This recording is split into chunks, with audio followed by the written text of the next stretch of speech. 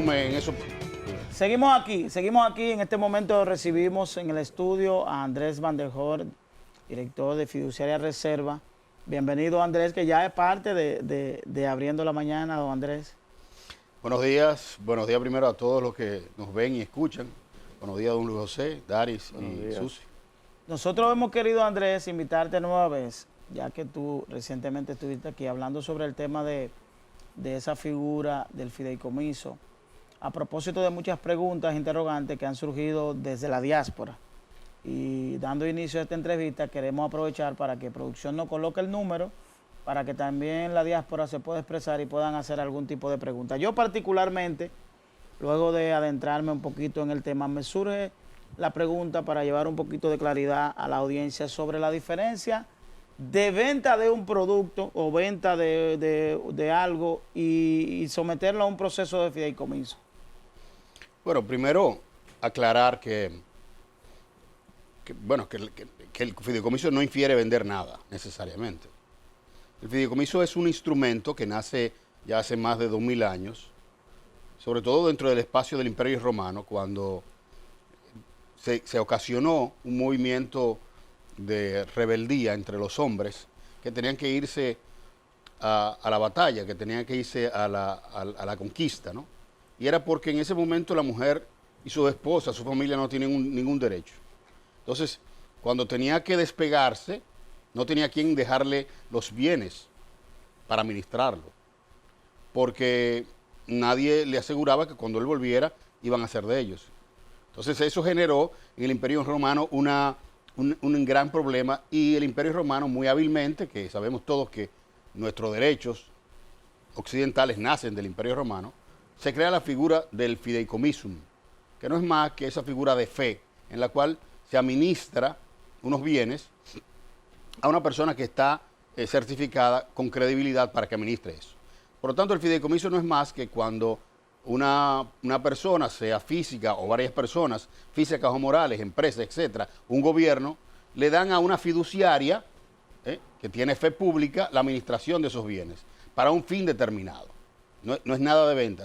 Puede ser que ese fin tenga bienes que se vendan, pero al final del día lo que se busca es que eso se administre por un tiempo determinado y que vaya a un fin determinado. En el caso del Imperio Romano y los soldados en ese momento, lo que hacía era que si no volvía el soldado, la persona que estaba facultada para la administración de esos bienes, se lo entregaba al fideicomisario, que no es más que los beneficiarios finales, que era su familia. Eso pasa ya en toda la economía, y se dan fideicomisos de todo tipo. Se dan fideicomisos inmobiliarios que tienen que ver con el manejo de los inmuebles, ¿no? Para administrar un patrimonio, en este caso viviendas. Se dan el fideicomiso financiero para administrar bienes que vayan a obtener un préstamo, si es el caso de fideicomiso de garantía. En caso de que se vaya a hacer un fideicomiso de inversión, también si hay un fideicomiso de inversión. Están los fideicomisos sucesorales, que decía el ejemplo del soldado romano, ¿no? Que es cuando la mayoría de personas lo que hace que tiene bienes, tiene varios hijos. Eso es como si fuera un testamento. Más o menos, pero en el caso del testamento, el testamento solamente tiene la lectura de qué le va a tocar a cada quien, no cómo se va a administrar. Entonces, ahí vienen los problemas de que cuando se deja un testamento siempre hay problemas, pero cuando es una tercera entidad, en este caso una fiduciaria, administra esos bienes y se hace exactamente lo que mandó la persona a beneficio de quienes están heredando. Entonces, los fideicomisos no son más que un instrumento que tiene más de 2000 años en el mundo. En Latinoamérica tiene más de 100 años, donde se administran bienes para una determinada ocasión y un determinado fin. Y eso genera mucha certidumbre, eso genera mucha transparencia, eso genera mucha confianza, porque quienes administran eso lo hacen primero con un mandato de ley y con obligaciones y derechos y castigos si no lo hace bien. Y segundo, súper regulado por organismos que, en el caso de la Superintendencia de Bancos o la DGI, regulan ese instrumento. Entonces, es una forma, tanto pública como privada, de administrar bienes, los cuales una persona entiende que necesita una tercera persona para que le dé mucho más confianza y certidumbre. Precisamente ahí quisiera que profundicemos un poco, porque entiendo que es en parte el temor de gran parte de la población que todavía desconoce un poco el funcionamiento de esta figura y de cuáles serían a cabalidad todos los controles que hay en el marco de cualquier fideicomiso para la buena administración de un bien determinado y que no vayan las personas que tienen las atribuciones en ese momento a tomar cualquier decisión que sea contraria a, en este caso, el Estado dominicano. Bueno, mira, como te decía, existen diferentes tipos de fideicomisos. Y dentro de ellos existen los fideicomisos públicos.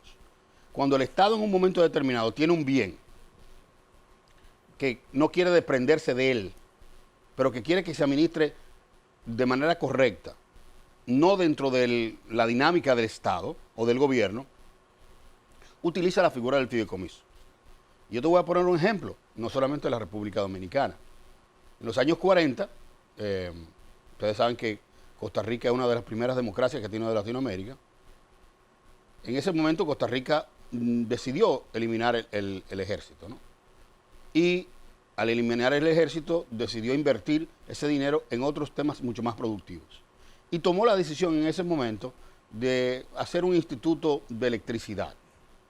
Y ese instituto de electricidad lo que hacía era que construía presas, el 90% de la electricidad en Costa Rica son hidroeléctricas, construía presas para generar la electricidad que hoy tienen, ¿no? La deuda era tan alta que el Fondo Monetario Internacional en los años 40 le dijo, mire, búsquese otra figura en la cual usted puede, sin necesidad de endeudar el país, pueda buscar recursos para que le permita seguir construyendo presas. Y en ese momento se crea el Instituto el ICE, el Instituto Costarricense de Electricidad, bajo el amparo de un fideicomiso, para que pueda buscar dinero del sector privado, financiarse en el sector privado para construir esas presas y manejar esas presas. Entonces, el Estado de Costa Rica lo que hace es que en vez de ponerla dentro del aparato normal del gobierno, decide tener esos bienes, como en el caso que aquí en la República Dominicana tenemos el EGEGIT.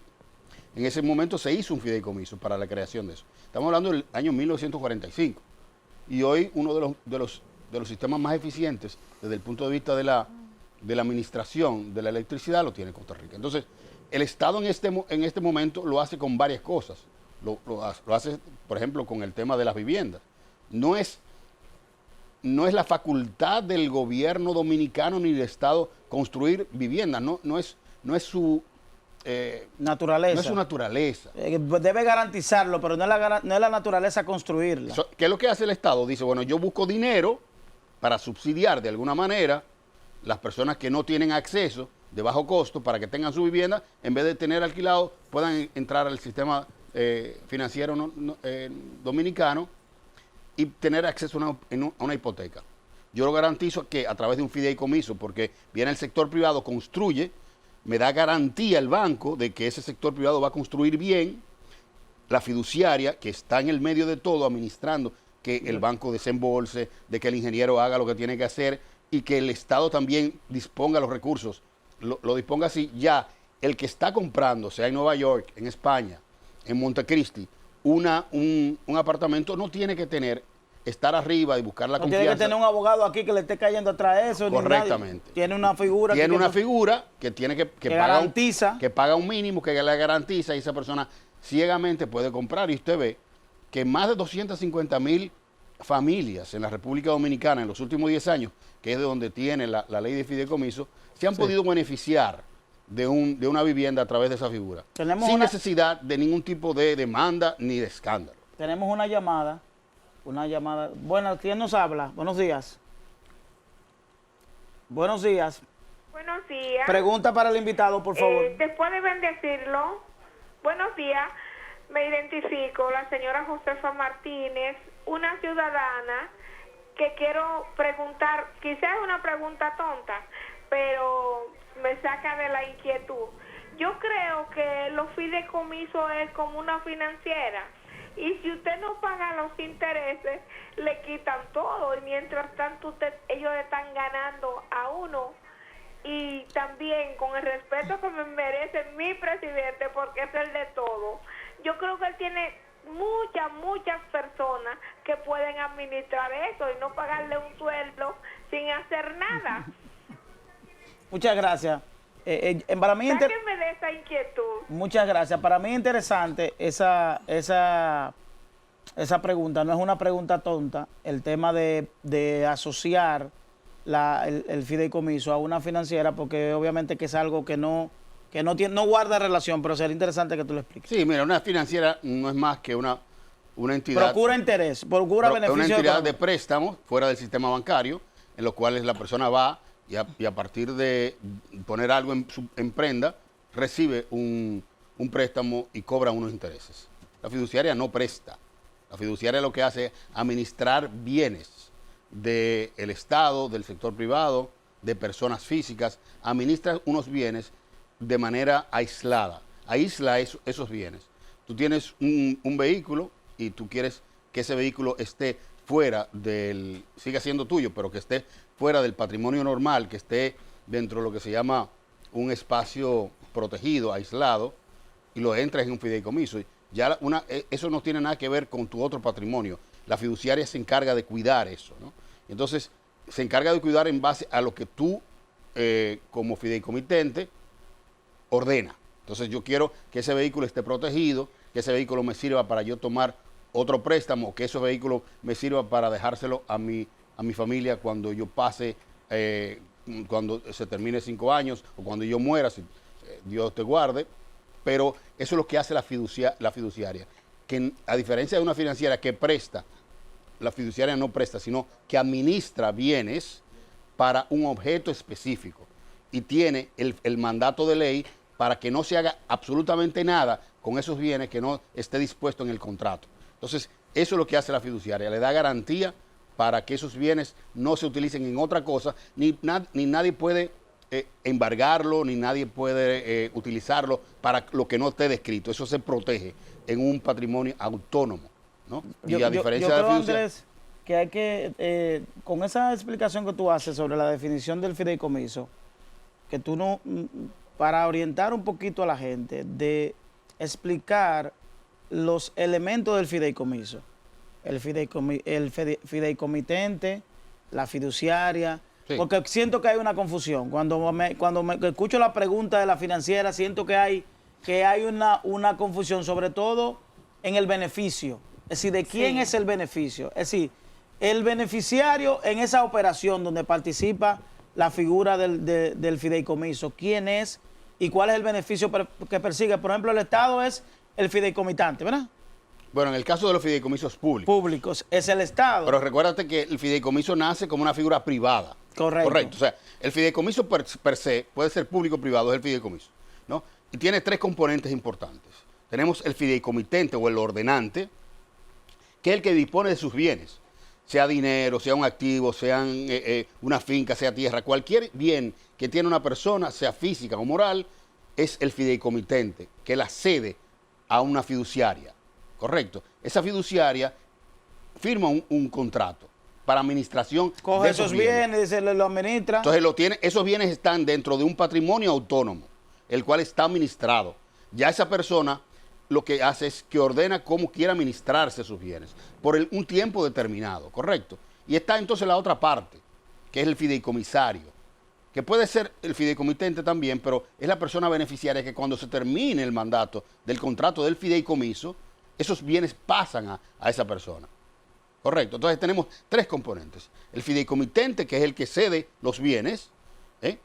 Imaginémonos en el caso de que Susi tiene una finca que quiere ponerla en un fideicomiso y utiliza a Dari, que es el que está en el medio, que es el que va a administrar, que es la fiduciaria, es el gestor fiduciario. Y le dice, Dari, yo quiero que esa finca tú me la mantengas bien, tiene tantas vacas, tiene esto, que lo otro, y yo lo que quiero es que tú la mantengas, que me la protejas, porque yo tengo que irme para Nueva York. Yo no puedo administrarla.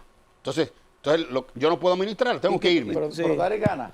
Entonces, claro. A Dari le están pagando. Para porque administrarla. Dari va a dar Pero el beneficio yo se lo paso a Susi. El beneficio no. Y puede ser que Susi te diga, yo quiero que el beneficiario final sea Luis José. Correcto. Entonces, ahí tienen los tres componentes. Susi tiene la finca, no la puede administrar, no sabe de administración, tiene que irse, es su finca, pero le dice, yo quiero que esa finca, cuando esa finca se arregle, cuando esté bien dentro de 20 años, pase a manos de Luis José, que va a ser el beneficiario. Entonces, tenemos esos dos. Eso es el heredero. Puede No ser necesariamente, otra persona. no Necesariamente. Porque Entonces, es un negocio. Es decir, Susi no tiene la capacidad de tener limpia la finca. Ella no puede ir a la finca a limpiar. Me la pasa a mí bajo la figura del fideicomiso. Y me dice a mí, mantén la finca. En el documento dice que finalmente Susi me lo cede a mí. Sí, exactamente. claro. En el contrato dice que se lo cede a usted. Entonces, puede ser que ella diga, no, yo quiero dentro de 20 años que me lo devuelva a mí otra vez. Entonces, Exacto. siempre la fiduciaria lo que va a hacer es que va a cobrar un porcentaje para la administración y para protección de esos bienes, ¿no? Y va a tener que manejar eso, incluso con el agravante o con la pena de que si no lo hace en base a lo que dice el contrato, puede caer preso, puede poner en riesgo todo su capital. Estamos hablando de cuando fiduciarias que tienen bancos detrás, como el Banco de Reserva, el Banco Popular, el BHD, ellos se comprometen su patrimonio. Por eso es que es tan fuerte la figura. Las exigencias. Las exigencias porque Porque está regulado por el sistema bancario dominicano. Está regulado por el sistema bancario y por la Dirección General de Impuestos Internos. Entonces, es una figura sumamente regulada que lo que hace es que... ¿Qué impuesto interno hay para cobrar? Lo que pasa es que es una figura que tiene una serie de exenciones fiscales. Por ejemplo, a diferencia... Tiene incentivos. Correcto. Sí, a diferencia del impuesto de renta de un negocio común, la legislación lo que dice es que los fideicomisos pagan solamente el 10% de los impuestos sobre la renta. Una vez no el 27. No el 27. Entonces, esos son incentivos que se ha dado para el uso. Es decir, que una figura, por ejemplo, que se utiliza mucho aquí, que es el arrendamiento, que usted arrienda, por ejemplo, una propiedad o arrienda un hotel, si lo hace sobre la figura del fideicomiso, tiene mayor garantía de mantener la propiedad y paga menos impuestos y sobre todo está regulado bajo el sistema bancario dominicano que te hace beneficiario de acceso incluso hasta créditos. Y yo quiero terminar poniendo un ejemplo bastante bonito, porque se ha hablado mucho del tema de Punta Catalina y ha generado muchos cuestionamientos. Tal vez por ser Punta Catalina. Si yo creo que por más... ahí debemos cerrar, porque yo creo que la se figura... ha politizado sí, eso. claro. Sí, porque el mismo día que se conoció en la Cámara de Diputados Punta Catalina, se conoció para mí el fideicomiso más importante que va a tener la República Dominicana. Eso es así, y que va a servir de referencia, aunque lo estén criticando. Correctamente. Ahora. Entonces, ahí, ese mismo día se conoce el de Pedernales. El de Pedernales público. El de Pedernales público. Sí. Y lo voy a explicar, porque sé que Luis José tiene bastante sentimiento por esa zona. Por esa zona, por Y ahí. yo creo, y estoy casi seguro, hasta por el contrario, que solamente a través de ese fideicomiso y el desarrollo turístico de esa zona es que esa zona se va a desarrollar. A propósito de lo que vimos con el presidente ayer, de la puesta en marcha de la verja perimetral o del muro, como se le llama, yo soy de los que creo que el mejor muro que puede haber en la frontera es el muro económico.